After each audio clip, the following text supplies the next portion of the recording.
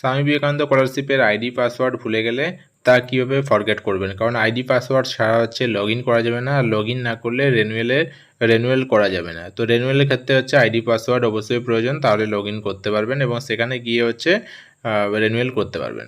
তো ID password ভুলে যাওয়ার জন্য অফিসিয়াল ওয়েবসাইটে যেতে হবে, যেটা স্বামী বিবেকানন্দ স্কলারশিপের অফিসিয়াল ওয়েবসাইট বা SVMCM স্কলারশিপের অফিসিয়াল ওয়েবসাইট, যেটা svmcm.wagd.gov.in। তো এই ধরনের ইন্টারফেস ওপেন হবে, এটাকে ক্লোজ বা ওকে করে নেবেন। তারপর হচ্ছে অ্যাপ্লিকেশন লগ ইন বলে যে অপশান আছে সেখানে ক্লিক করার পর অ্যাপ্লিকেশন আইডি এখানে বসাতে হবে, মানে WBD যে আইডিটা সেটা বসাতে হবে, তারপর পাসওয়ার্ড আবার ক্যাপচা এখানে বসিয়ে পর লগ ইন করতে হবে। কিন্তু পাসওয়ার্ড ভুলে যাওয়ার ক্ষেত্রে এখানে হচ্ছে ফরগেট অ্যাপ্লিকেশন আইডি এবং পাসওয়ার্ড রয়েছে, মানে আইডি পাসওয়ার্ড দুটো হচ্ছে এখান থেকে ফরগেট করা যাবে। তো এখানে হচ্ছে সিলেক্ট করতে হবে প্রথমে যে কি রিলেটেড হচ্ছে আপনি ফরগেট করতে চাইছেন।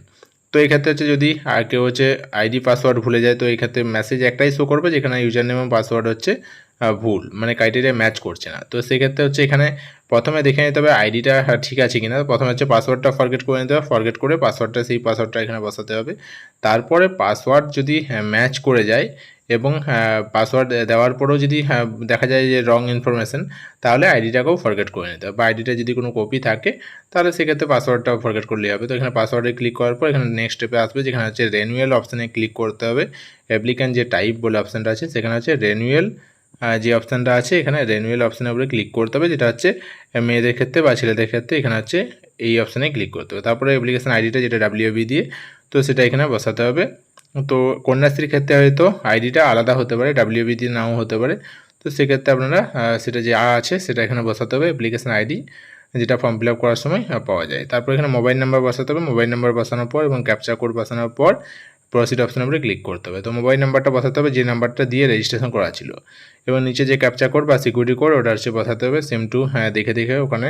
তারপর প্রসিড অপশানের উপরে ক্লিক করতে হবে। তো ক্লিক করার সাথে সাথে মোবাইলে একটি ওটিপি যাবে এবং সেই ওটিপিটা ঠিকঠাক করে এখানে বসিয়ে দিতে হবে। বসানোর পর দেখবেন যে এখানে হচ্ছে ওটিপি ভেরিফাই হয়ে যাবে এবং একটি বক্স ওপেন হবে, যেখানে হচ্ছে দুটো বক্স থাকবে, যেখানে নিউ পাসওয়ার্ড এবং কনফার্ম নিউ পাসওয়ার্ড বলে অপশান থাকবে।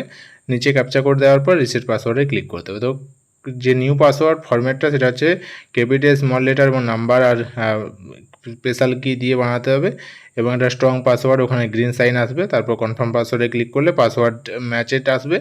তারপরে এই সিকিউরিটি কোডটা দেওয়ার পর প্রসিড অপশানে ক্লিক করতে হবে।